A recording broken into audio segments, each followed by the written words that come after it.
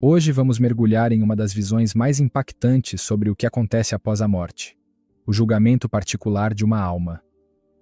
Esse relato extraordinário foi registrado por ninguém menos que Santa Brígida da Suécia, uma das místicas mais influentes da Igreja Católica.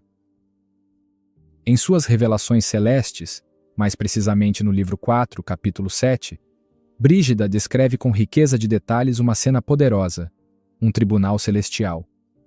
Nessa visão, Cristo surge como juiz, Satanás atua como o acusador e a Virgem Maria aparece em defesa da alma julgada. Essa revelação se tornou uma das mais conhecidas e comentadas de Santa Brígida, pela força de seus símbolos e pela intensidade com que retrata o mistério do pós-morte. Mas antes de começarmos essa reflexão profunda, peço que deixem o like neste vídeo, pois isso ajuda muito para que mais irmãos e irmãs católicos possam conhecer essas histórias fascinantes dos santos da nossa Igreja. Santa Brígida conta que, enquanto estava em oração, teve uma visão espiritual de um imenso palácio celestial, repleto de anjos e santos vestidos de branco. No trono de julgamento desse palácio estava Cristo, brilhando como o sol, com enormes raios de luz emanando dele. Ao lado do trono estava Maria, retratada como uma bela jovem coroada, enquanto toda a corte celestial entoava hinos de louvor ao Cristo Sol. De repente, surge uma figura sombria, representando o demônio. Cheio de fúria, ele se põe diante do juiz e grita: "Ó justo juiz, julga esta alma e ouve suas obras", exigindo que fosse permitido punir aquela alma e seu corpo pelos pecados cometidos, pois, segundo ele, restava-lhe pouco tempo de vida. Nesse momento, um cavaleiro armado, nobre e humilde, um anjo, se apresenta diante do trono para defender a alma. Ele passa a apresentar as boas obras que ela realizou em vida, intercedendo por sua salvação. Então, ouve-se a voz do juiz declarando: "Há mais vícios do que virtudes nesta alma, e não é justo que o vício se una à suma virtude." Com isso, fica claro que naquele momento, a alma não é digna do céu. O demônio acusador não perde tempo e rebate de imediato. Diz que se há vícios, então é justo que ela me seja entregue, pois ele próprio, Satanás, é a encarnação da maldade. Ele reforça seu argumento citando as Escrituras. Afirma que aquela alma não amou a Deus acima de todas as coisas, agindo mais por medo do que por amor, e que suas confissões foram feitas com pouca contrição. Por isso, conclui, não mereceu o céu e deve ser condenada ao inferno. Ou seja, segundo a lógica da justiça divina pura, aquela alma estava perdida. Faltava-lhe a contrição perfeita e a verdadeira caridade, elementos indispensáveis para a salvação. Diante das acusações severas, o anjo cavaleiro não desiste e apela à misericórdia. Ele lembra que a compaixão de Deus acompanha cada pessoa até o último momento, enquanto há vida, há chance de arrependimento. Ele reforça que aquela alma ainda está viva, ainda unida ao corpo, e portanto ainda pode escolher o bem. Ainda há tempo, mesmo que pouco, para buscar o perdão com um arrependimento sincero. Mas o demônio não dá trégua. Ele rebate dizendo que nenhuma boa obra humana pode se igualar ao valor de uma contrição verdadeira, aquela que vem do amor a Deus e não do medo.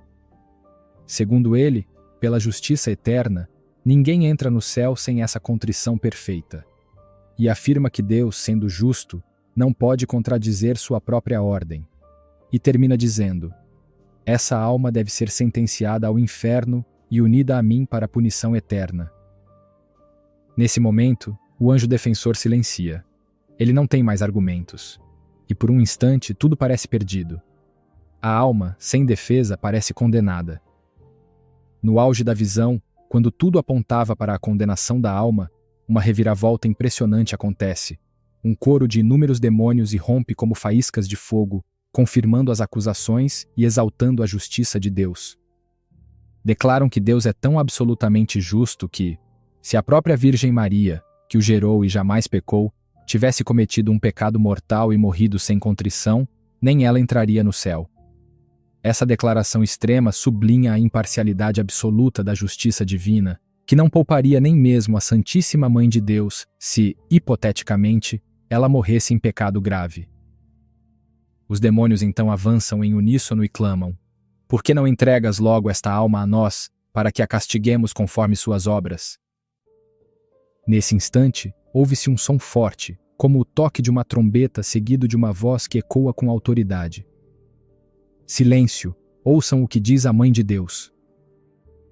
Então, a própria Virgem Maria surge diante do trono do Filho, assumindo o papel de advogada daquela alma, carregando algo volumoso sob o manto. Ela se volta para os demônios e os repreende. Inimigos, vocês perseguem a misericórdia e proclamam justiça sem caridade. A Virgem Maria admite que, pelas próprias obras, aquela alma realmente não mereceria o céu.